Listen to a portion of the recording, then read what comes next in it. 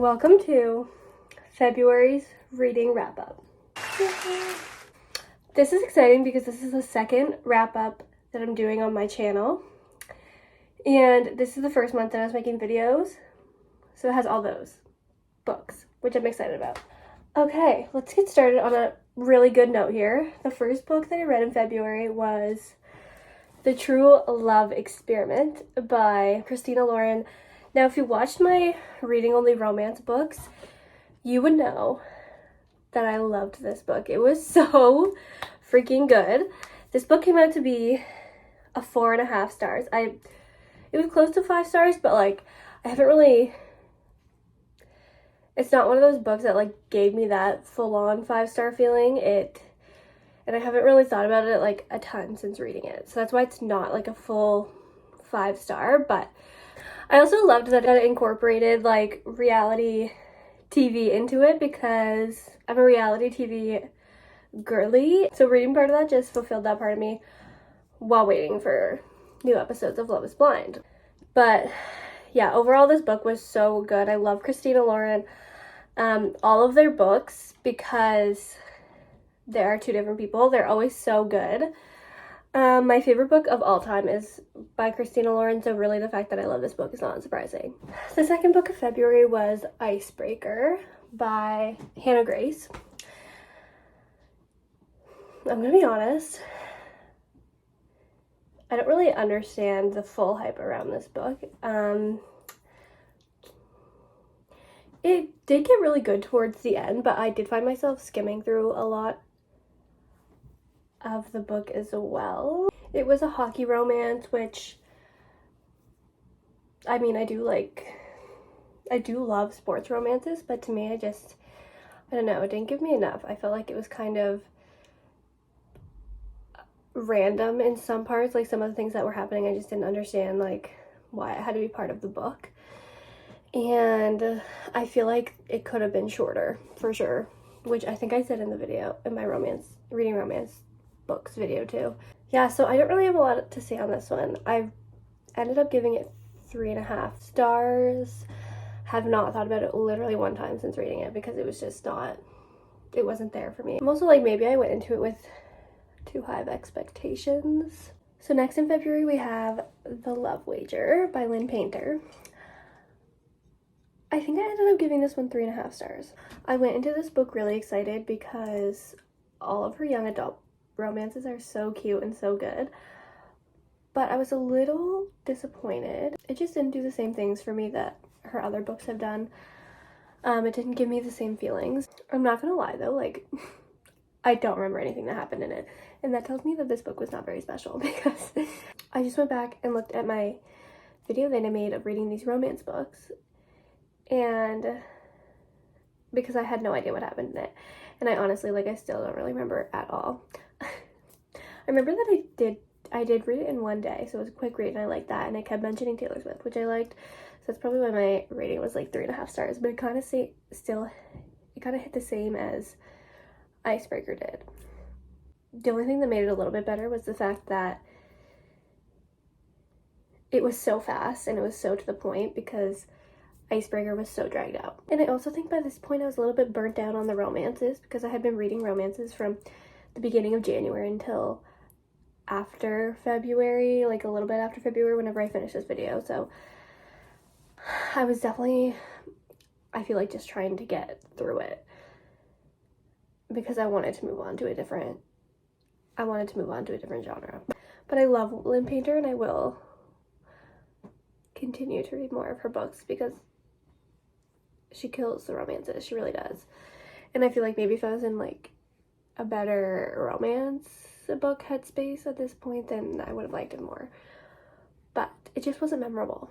It wasn't memorable. And that's fine. Not every book has to be memorable. Okay, now we're getting into a genre shift after that video is over romances.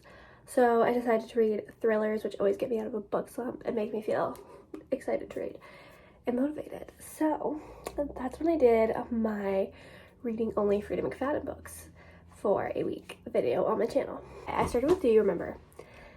This was the best Frida McFadden book I've ever read. This was the best book in that video.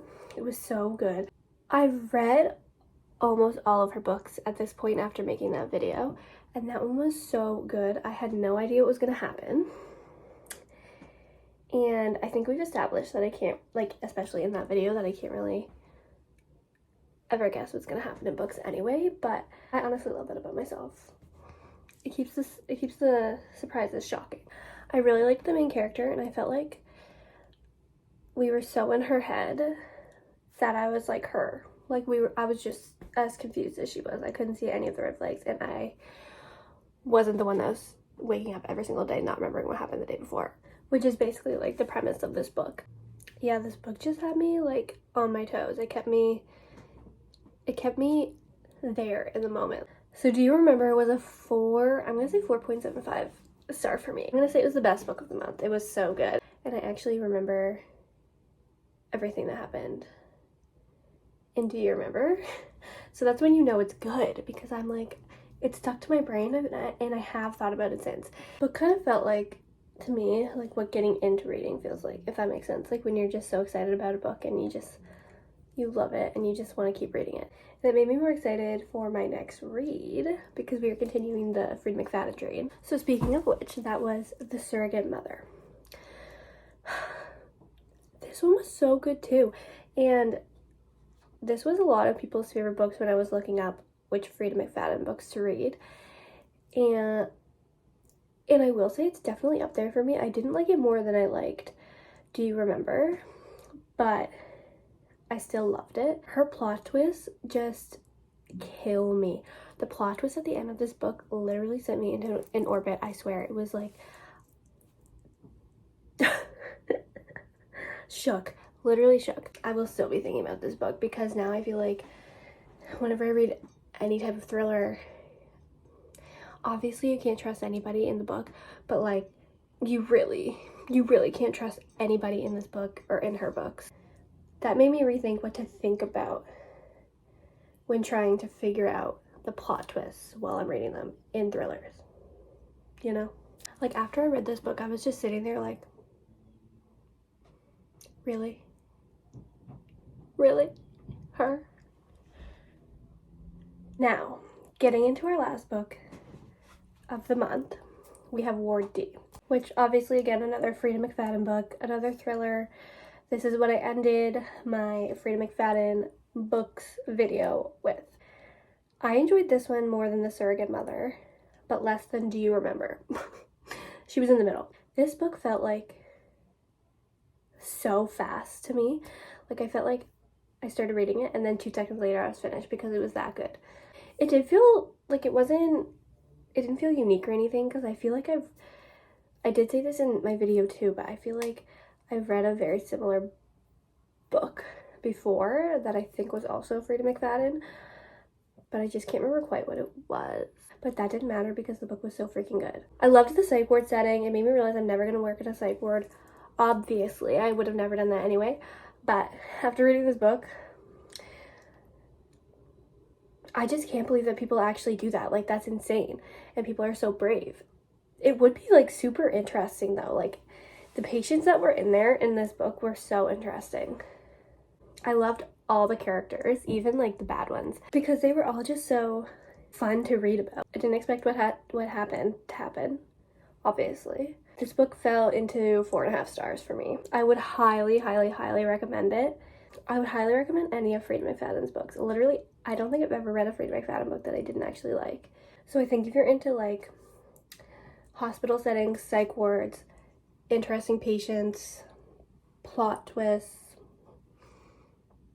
the whole thing, you need to read this book. It was so good. I loved it. Okay, that's it. That's it for February. This was such a good month for me because I started making my videos, so it was really exciting. I was hoping to have one more book in this video, but I didn't end up finishing it, so that'll be my next wrap up. It's not for a video or anything. Yeah, I'm reading The House in the Cerulean Sea right now, and so far it's so cute and so good and unique. But anyway, I'm not done it, so I don't want to talk about it actually.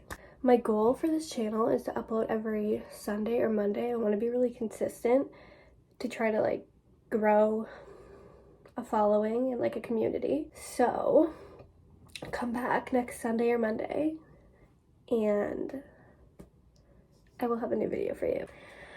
So please subscribe, and I can't wait to see you in my next video.